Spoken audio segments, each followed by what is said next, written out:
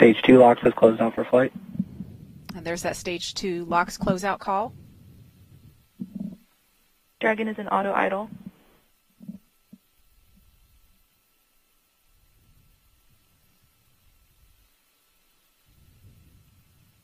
And we're now at T-minus 1 minute 33 seconds and counting, and Falcon 9 should be in startup in less than 30 seconds.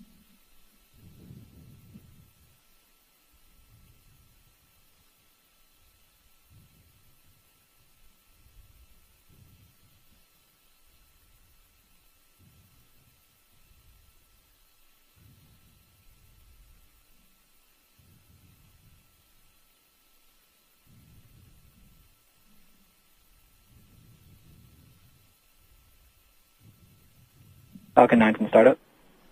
Dragon is in countdown. And there it is, right on time. Falcon 9 is in startup. Dragon is in countdown. So we are at T-minus 50 seconds and counting.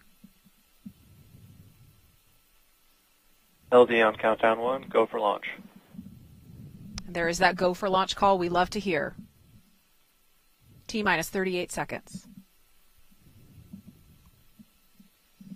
At T-minus 18, we will see T-minus that 30 seconds accounting. sound suppression system begin to flood the pad just before liftoff.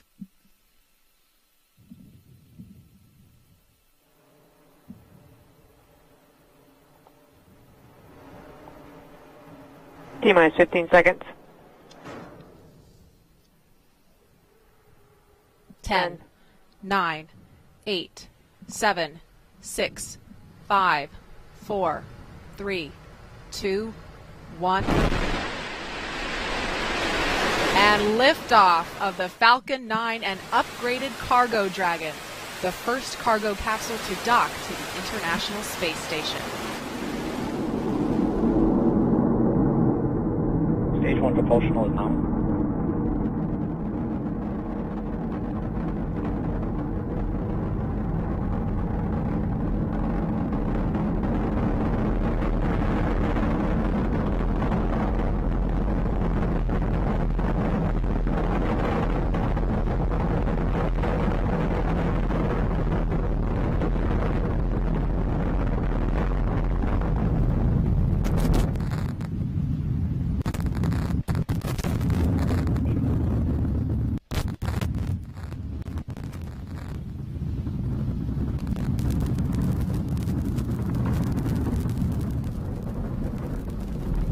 Falcon 9 is supersonic.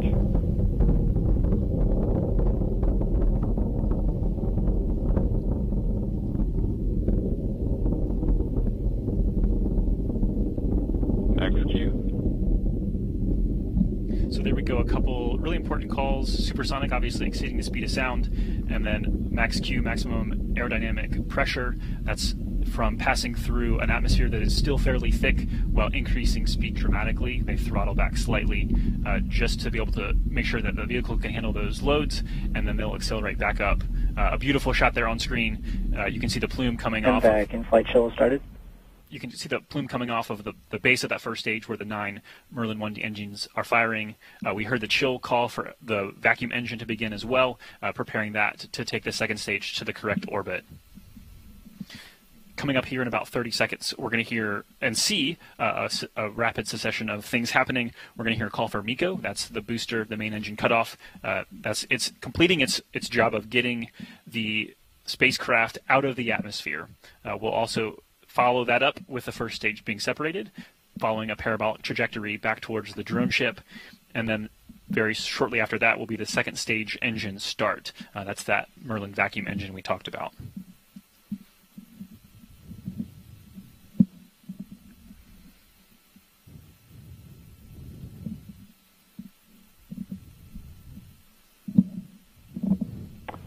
MECO 1. Stage separation confirmed. There you see a beautiful shot, the first stage falling away. MVAC ignition confirmed. And that MVAC ignition confirmed. There you see it on screen. You can see on the left side, you can kind of see that plume coming out, and you'll see that engine bell increasingly get more of that beautiful orange color to it that says we're just increasing the heat and picking up the pace. The two camera angles you see here are on reverse sides of that engine, so you're seeing a single engine there just from opposite directions. As we continue on a nominal call, we heard a number of those during the uphill climb as well. Beautiful launch today, just stunning. And again, all the calls we've heard have been nominal up to this point. So all things looking great. There you see on the left-hand side of your screen that first stage continuing on. Those hypersonic grid fins are now expanded. Those won't be usable until they re-enter the atmosphere. Obviously, without the atmosphere, that kind of directioning just isn't helpful. But once they enter the atmosphere, you'll see those begin to move, pitch and roll to be able to target that pinpoint landing on, of course, I Still Love You, the drone ship.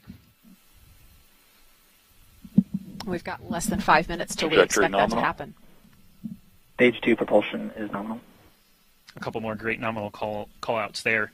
So just previewing what's ahead at about 6.5 minutes into flight, we're going to have the entry burn for the first stage headed towards that drone ship. Acquisition of signal in Bermuda.